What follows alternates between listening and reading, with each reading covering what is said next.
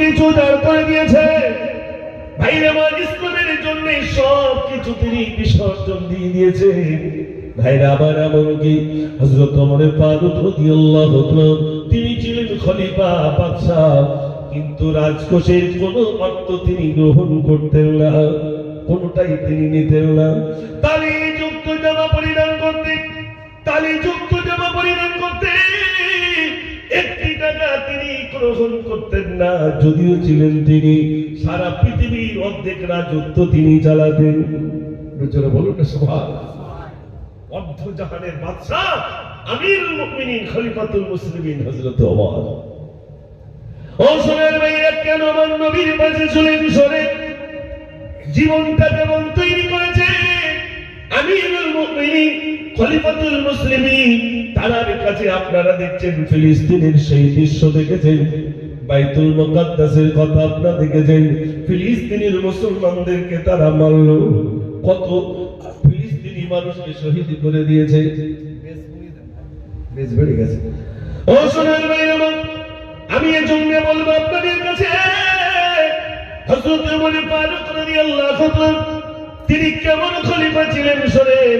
তার কাছে পত্র এসেছে, ও ওমর, আমাদের ফিলিস্তিন অর্থাৎ বাইতুল মুকাদ্দাস জেরুজালেমে আপনি চলে আসুন, বাইতুল মুকাদ্দাসের চাবিটা আপনার কাছে আমরা দিয়ে দেব, চাবি দিয়ে দেব বাইতুল মুকাদ্দাসের। পত্র এসেছে, আমিরুল মুমিনিন খলিফাতুল মুসলিমিন এবার তিনি যাবেন। সবাই বলছেন, আমিরুল মুমিনিন আপনি যাচ্ছেন বাইতুল মুকাদ্দাস জেরুজালেম, সুন্দর জামা একটা পরিধান করুন। বলছে, না আমার প্রয়োজন নাই, সুন্দর জামার প্রয়োজন নাই। সবাই হযরত আলীকে বললেন, আলী তুমি একটু বললে মনে হয় তিনি মেনে নেবেন, সুন্দর জামা পরে জানো ওই বাইতুল মুকাদ্দাসে উনি যান। শিষ্যরা বললেন, কারোর কথা শুনলেন না। ও শুনেন ভাইরা, হযরত ওমর ফারুক রাদিয়াল্লাহু তাআলা একটা উটে একটা ঘোড়ার উপরে প্রথম সওয়ারি হলেন। ঘোড়াটা এত দ্রুত গতিতে যায়, তিনি লাফ মেরে জমিনে পড়লেন আর বললেন, আমি ঘোড়ার পিঠে যাব না, যাব না, আমার ভিতরে অহংকার এসে যাবে, ফখর এসে যাবে। যদি আমি ঘোড়ার পিঠে যাই তখন মনে হবে এত দ্রুত গতিতে আমি যাই, তখন মনে হবে আমি বাদশা, এই জন্য আমি দ্রুত গতিতে যাই, অহংকার আসবে। ওই রকম একজন সারা পৃথিবীর অন্তর্জালের খলিফা নিজের অহংকারকে চূর্ণ করার জন্য একটা দুর্বল উট নিলে, দুর্বল উটের উপরে সওয়ারি হলে। এবার বললেন, আমার গোলাম তুমি শোনো, তুমি দড়ি টানতে টানতে নিয়ে যাবে, আমার তোমার যখন কষ্ট হবে তুমি উটের উপরে উঠবে, আর আমি অমর দড়ি টানতে টানতে নিয়ে যাব। জোরে বলুন না সুবহানাল্লাহ। তুমি উপরে ওঠো, আমার যখন কষ্ট হবে আমি দড়ি টানবো, আর তোমার যখন কষ্ট হবে তুমি উপরে উঠবে, আর আমি আবার দড়ি টানবো, পালার করবো, এইভাবে চলে যাবো।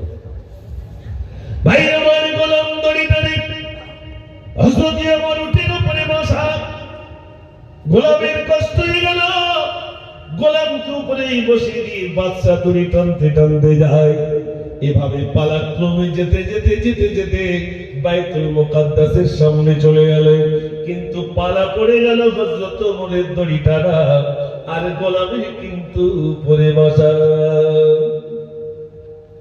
আমরা বলি কি করতে হবে, কুটুম বাড়ির ধারে এসে কি আমি আর চালাবো না, তুই চালা, তাই তো নাকি?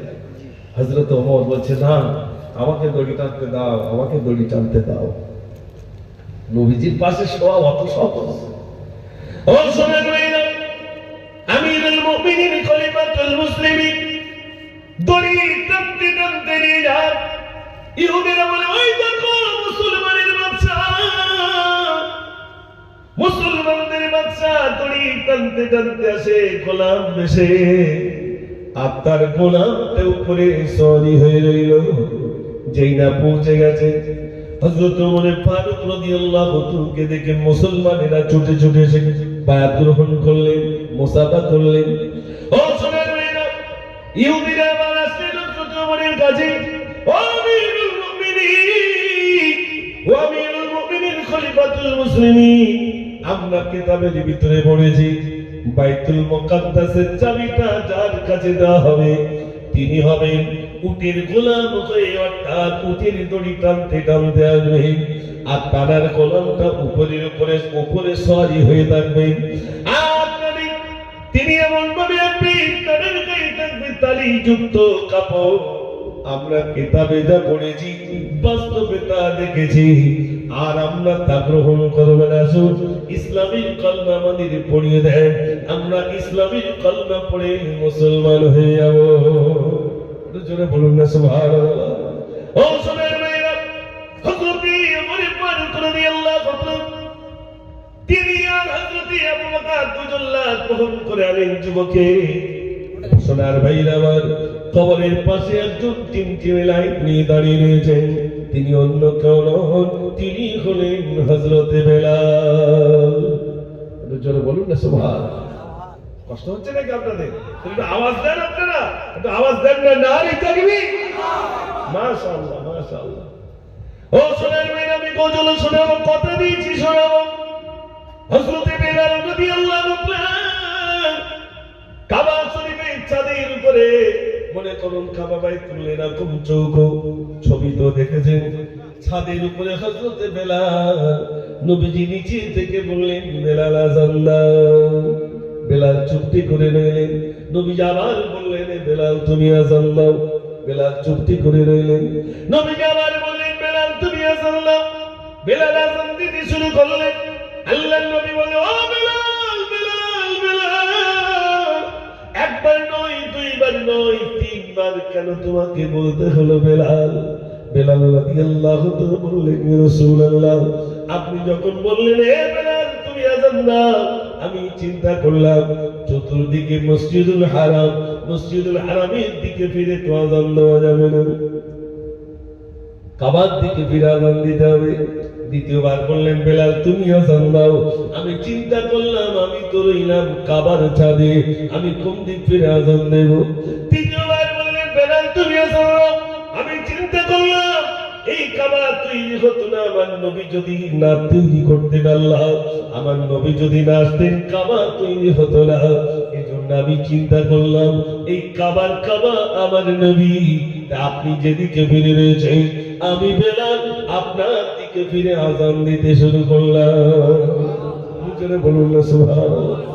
ও সোনার ভাইরা, বেলাল হযরত হাসান আর হুসাইন হযরত বেলালকে ডাক দিল, ও বেলাল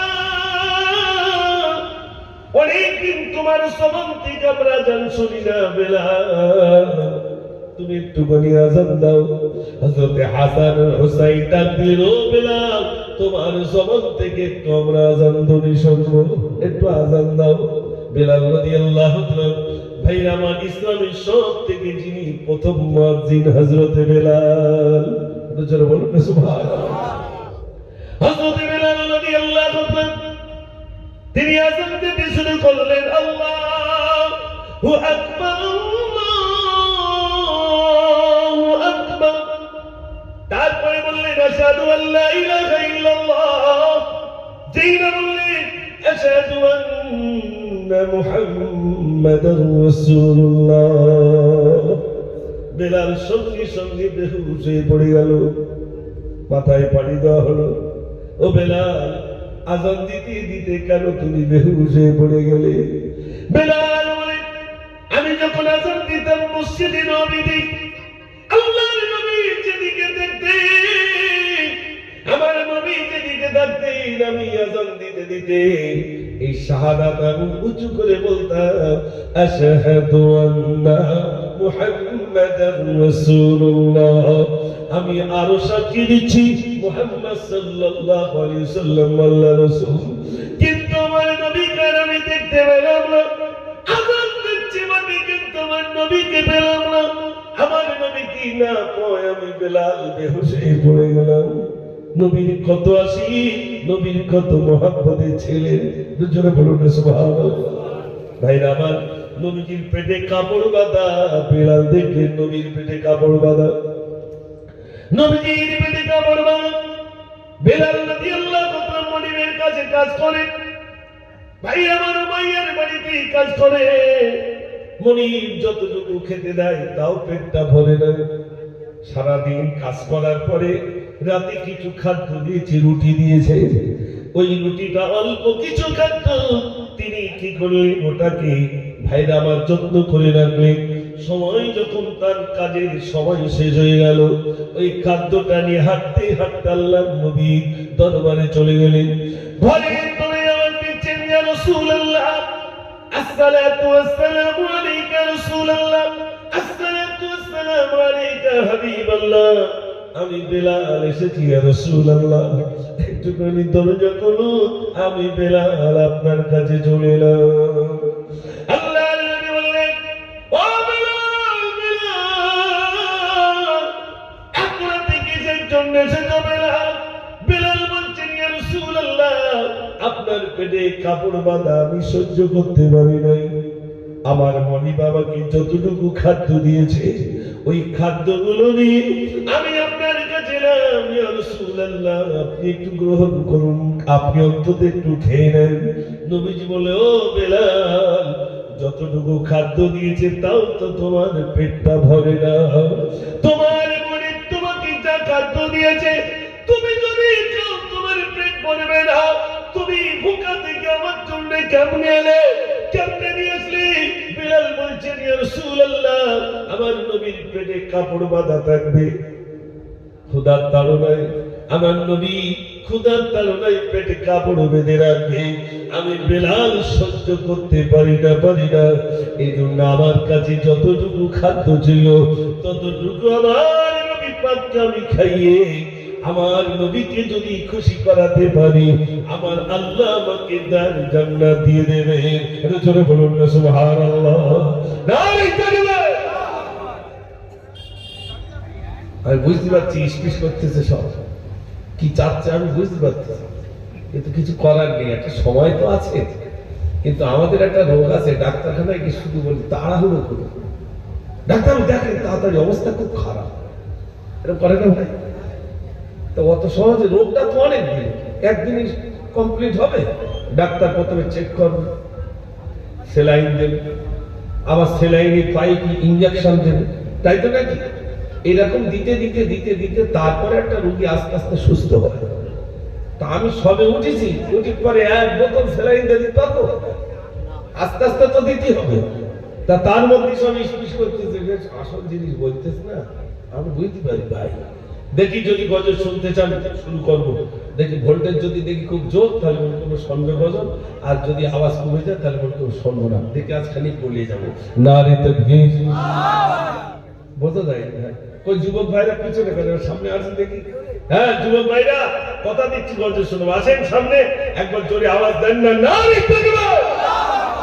মাশাআল্লাহ, আল্লাহু আকবার। আওয়াজ কমে গেছে, তবে একটু বলবেন, মানুষ বিপদে বেশি আল্লাহ ডাকে না সুস্থ হলে তো বেশি ডাকে? জোরে বলেন। বিপদে না পড়লে ডাকে না, মুঠির নামাজ পড়ে, হঠাৎ মসজিদের সামনের কাতারে খবর নিয়ে দেখা যাচ্ছে অবস্থা খুব খারাপ, ব্যবসায় হয় লস খেয়েছে, আর নাই বড় একটা মোটা রোগে পড়িয়েছে। ঠিক বলছি না ভুল বলছি? না তো মসজিদে আসেনি, যতক্ষণ এই বিপদ না দেখা গেছে ততক্ষণ মসজিদে আসেনি বেটা। তখন গিন্নিটা বলতেছে, তা যাও একটু মসজিদের দিকে, তোমার যা রোগ হয়েছে তো ডাক্তার বলতে হবে না। তখন একটু মসজিদের দিকে আসছে ভাই। আমি এই জন্যে আমি গজল লিখেছিলাম, ইনশাল্লাহ সেগুলো শোনাবো। অনেক ভাই এসেছেন আলহামদুলিল্লাহ। বেশি রাত পর্যন্ত তো হবে না, খুব জোর 10:30 পর্যন্ত হবে মনে হয়। আমার দেখতে দেখতে 1 ঘন্টা পার হয়ে গেছে আলোচনা।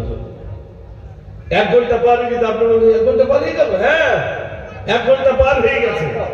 জি ইনশাআল্লাহ খুব বেশি, আজকে তো প্রথম দিন, খুব বেশি রাত হবে না ইনশাআল্লাহ।